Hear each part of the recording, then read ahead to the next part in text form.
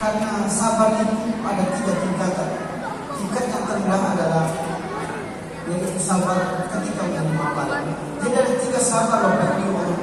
Sabar yang pertama adalah as-sabru min at-ta'ah. Yang kedua as-sabru anil ma'asi. Yang ketiga as-sabru min al-bala. Sabar yang paling tinggi tingkatannya adalah sabar karena dalam ketaatan kepada Allah Subhanahu wa taala. Yang kedua, sabar yang paling di bawah itu adalah sabar daripada kemaksiatan.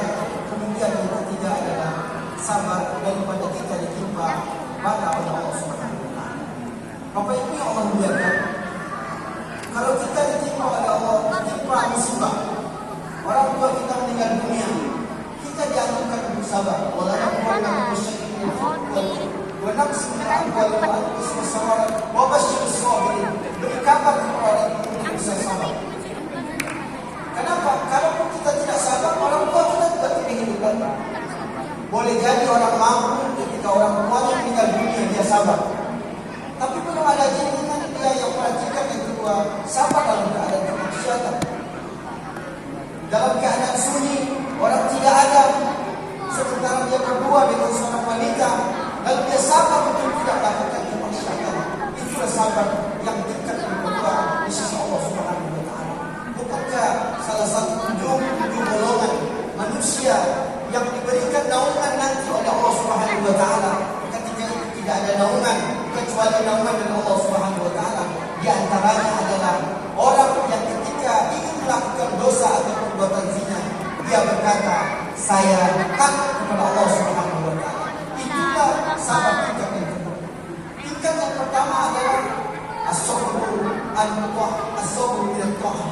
Sabar dalam ketaatan kepada Allah Subhanahu wa taala. Inilah Bapak Ibu yang Allah muliakan.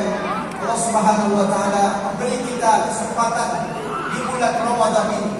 Bulan Ramadan ini adalah bulan yang mendidik kita untuk sebuah melaksanakan mendidik kita dalam sebuah kesabaran. Bapak Ibu yang Allah muliakan, mulai dari pagi, mulai dari terbit fajar, kita sudah dilarang makan. Padahal kita butuh makan, tapi kita tidak mau makan karena kita sabar menunggu menjelang waktu makan.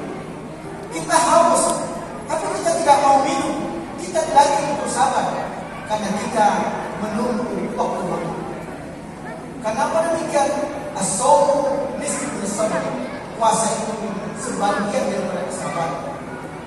Kita mungkin mata ini bisa melihat dengan jelas sesuatu perbuatan yang dilarang oleh Allah Subhanahu wa taala.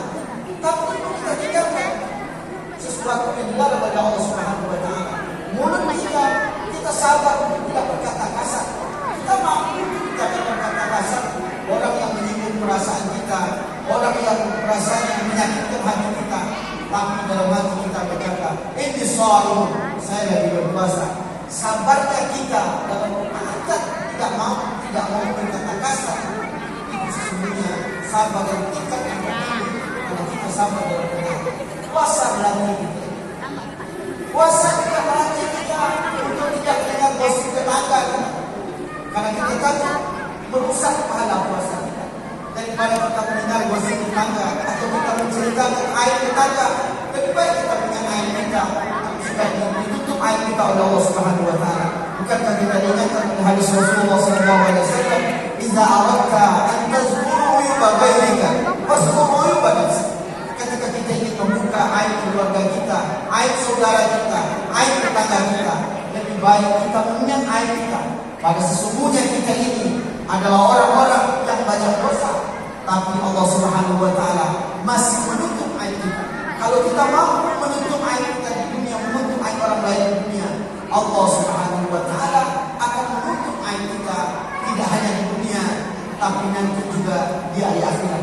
Kalau Allah mau membuka aib kita, Ustaz tidak berdiri di sini, pasti tidak sanggup memberikan ceramah karena dia banyak salah. Siapapun kita, semua yang hadir ini kita banyak salah, tapi Allah Subhanahu wa taala menutup aib kita. Oleh karena itu, daripada kita memperbanyak membuka aib orang lain, lebih baik kita mengingat aib kita. Puasa juga melatih kita sabar, tidak makan pada waktu siang. Kenapa demikian?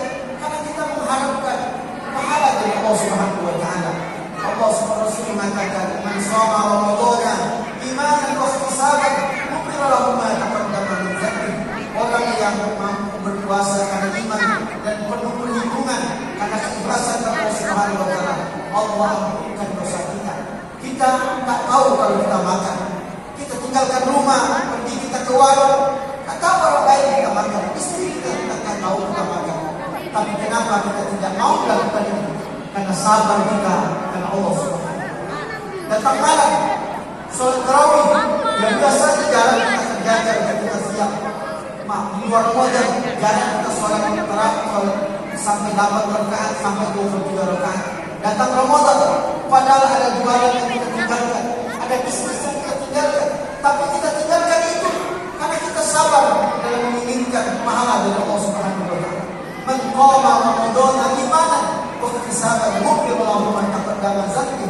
Barang siapa yang betul-betul mendirikan malam Ramadan ini karena iman dan iman karena kemudian mengharapkan untuk Allah Subhanahu wa taala, Allah ampunkan dosa kita. Sabar kita tetap tarawih 8 rakaat tambah witir lagi, bahkan ada yang 20 rakaat, tetap sabar kita.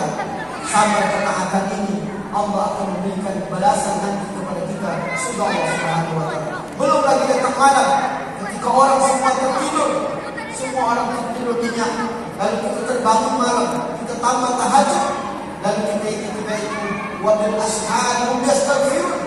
Karena kita banyak dosa, kita minta ampun kepada Allah Taala malam itu, mohon ampun kepada Allah Subhanahu wa taala. Subhanallah, sabarnya kita untuk mata ini tidak tidur karena mohon ampun kepada Allah. Sabarnya mata kita karena kita membaca Al-Quran di tengah malam. Sabarnya itu akan diberi balasan oleh Allah Subhanahu wa taala, surga Allah Subhanahu wa taala. Apatah lagi mampu kita istiqomah sampai di akhir Ramadan nanti. Bukankah kita ingat ceramah khutbah Ustaz Abu Somad ketika beliau menyampaikan khutbah, orang-orang yang istiqomah salat berjamaah sebagaimana kita hari, istiqomah kita salat tarawih, salat malam kita, istiqomah kita yang membaca Al-Quran kita merindukan kematian yang datang malaikat, la takhaf wa la tahzan, kata malaikat, jangan takut, jangan bersedih.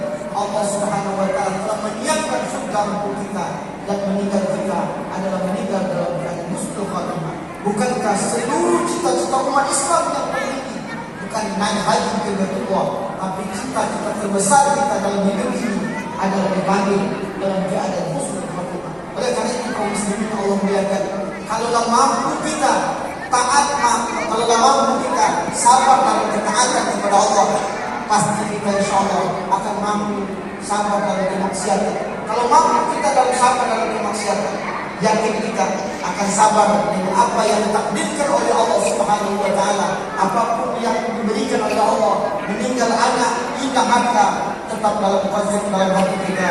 Raditu billahi rabba wa bil islam dinan wa bi Muhammadin nabiyya. Tetap dalam hati kita, inna lillahi wa inna ilaihi raji'un. Datangnya dari Allah dan akan kembali kepada Allah. Kalau mampu kita lakukan, mampu sabar dalam ketaatan, mampu sabar dalam kemaksiatan, mampu sabar dalam mendapatkan musibah, Allah akan jamin kita mendapatkan ketenangan di dunia. Apatah Allah Subhanahu wa taala sudah menjanjikan surga kepada kita. Oleh karena itu, mumpung kita masih malam yang kelima Ramadan, tetap sabar kita apapun tantangan yang kita hadapi.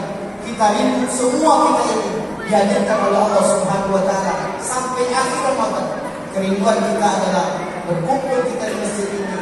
Allah kumpulkan kita nanti bersama-sama di dalam surga Allah Subhanahu wa taala dengan diterimanya amal ibadah puasa kita. Amin ya rabbal alamin. Subhanallah, subhanallah wa bihamdika, asyhadu an la ilaha illa anta, astaghfiruka wa atubu ilaik. Assalamualaikum warahmatullahi wabarakatuh.